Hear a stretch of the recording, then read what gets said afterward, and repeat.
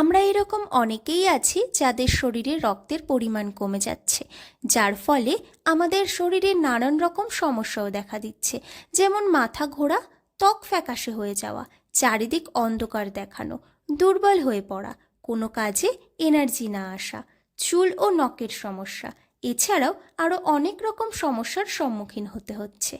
আজ আমি আপনাদের জানাবো কিভাবে ঘরোয়া পদ্ধতিতে আপনারা নিজেদের শরীরের রক্তের ঘাটতি পূরণ করবেন। তার জন্য আপনাদের নির্দিষ্ট সময় মেনে সঠিক খাবারগুলি খাওয়া খুবই প্রয়োজন। আপনারা সমস্ত কিছুই জানতে পারবেন ভিডিওটির মাধ্যমে, তাই এই গুরুত্বপূর্ণ ভিডিওটি সকলেই স্কিপ না করে সম্পূর্ণ দেখবেন। আর ডেইলি লাইফ ইনফরমেশনে নতুন হয়ে থাকলে চ্যানেলটি সাবস্ক্রাইব করে পাশে থাকা বেল আইকনটি প্রেস করে অবশ্যই আমার পাশে থাকবেন। তো চলুন আর দেরি না করে ভিডিওর বাকি অংশটি শুরু করা যাক।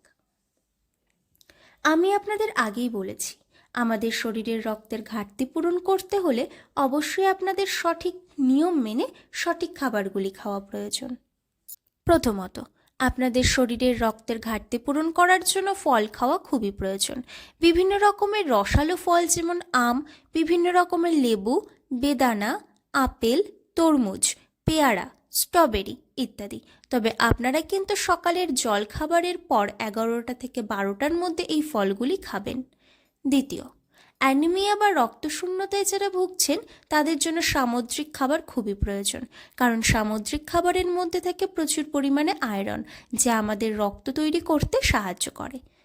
তৃতীয়, বাদাম আমাদের শরীরে রক্ত তৈরি করতে সাহায্য করে।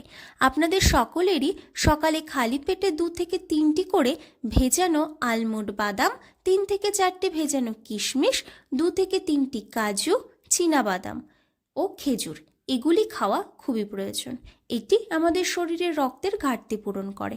তার সাথে আপনারা প্রতিদিন সকালে একটি করে ডিম সিদ্ধ খান, এতে রয়েছে প্রচুর পরিমাণে আয়রন ও পুষ্টি উপাদান।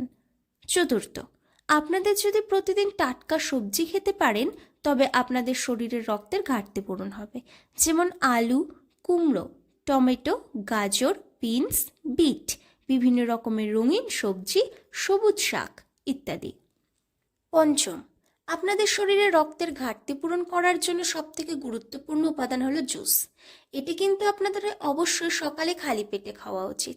এই জুসটি তৈরি করতে যে উপকরণগুলি প্রয়োজন সেগুলি হলো একটি মাঝারি সাইজের বিট, অর্ধেক গাজর, একটি ছোট্ট টমেটো, একটি কমলা অথবা মৌসুমী লেবু। এগুলি ভালো করে মিক্সিতে পেস্ট করে সেটিকে না ছেঁকেই একটি গ্লাসে নিয়ে পান করুন। তবে আপনাদের যদি ডায়াবেটিসের সমস্যা থেকে থাকে আপনারা কিন্তু অবশ্যই আগে চিকিৎসকের পরামর্শ নিয়ে তারপর জুসটি পান করবেন। আমি যে উপায়গুলি বললাম সেগুলি আপনারা 2 থেকে 3 সপ্তাহ মেনে চলুন, দেখবেন আপনারা আপনাদের শরীরে একটি ভালো পরিবর্তন দেখতে পাবেন। আমার ভিডিওটি যদি আপনাদের একটুও ভালো লেগে থাকে তাহলে একটি লাইক ও শেয়ার করবেন, যাতে আপনাদের মতো আরও অনেক বন্ধুদের আমি সাহায্য করতে পারি। আর আজকের ভিডিওটি কেমন লাগলো ও পরবর্তী ভিডিও আপনারা কোন বিষয়ে পেতে চান এগুলি কিন্তু কমেন্ট বক্সে জানাতে একদম ভুলবেন না। আর এরকম গুরুত্বপূর্ণ আপডেট পাওয়ার জন্য চ্যানেলটিকে অবশ্যই সাবস্ক্রাইব করে আমার পাশে থাকবেন। তো আজকের ভিডিওটি এই পর্যন্তই।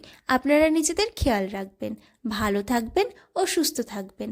দেখা হচ্ছে পরবর্তী ভিডিওতে।